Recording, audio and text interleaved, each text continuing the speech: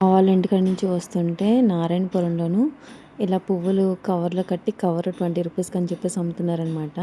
నేనైతే 3 కవర్లు తీసుకున్నా. 3 కవర్లు 50 రూపీస్ తీసుకున్నారు.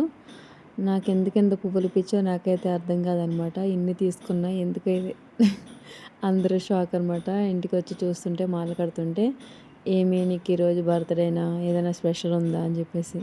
స్పెషల్ అయితే ఏం లేదు. పువ్వులు అట్లా కొంటాను. కానీ కడతాను కష్టపడి. నిద్ర లేకపోయినా కడతా ఎంత నైట్ అయినా. కానీ వాటిని పెట్టుకోను. ఎందుకో తెలీదు. ఇవైతే మొత్తం నైట్ సగం కట్టా. బ్యాక్ పెయిన్ వస్తుందని చెప్పేసి మార్నింగ్‌కి కడదామని చెప్పేసి వదిలేసాననమాట. మార్నింగ్‌కి అన్నీ కట్టాననమాట. ఇలాగ 3 మూరలొచ్చినియి. 50 రూపీస్‌కి వర్తే. నాలాంటి వాళ్ళకి కాదు. కానీ పెట్టుకునే వాళ్ళకి వర్త్ అనమాట. నాలాగా సంతోషం కోసం తీసుకొని మాల కట్టి వాటిని అట్లే మురిపించే వాళ్ళకైతే కాదనమాట ఈ వీడియో. ఇష్టంగా కొనుక్కోవాలనుకుంటే నారాయణపురంలో ఒక అతను అమ్ముతున్నారనమాట సెంటర్‌లో, మెయిన్ సెంటర్‌లో.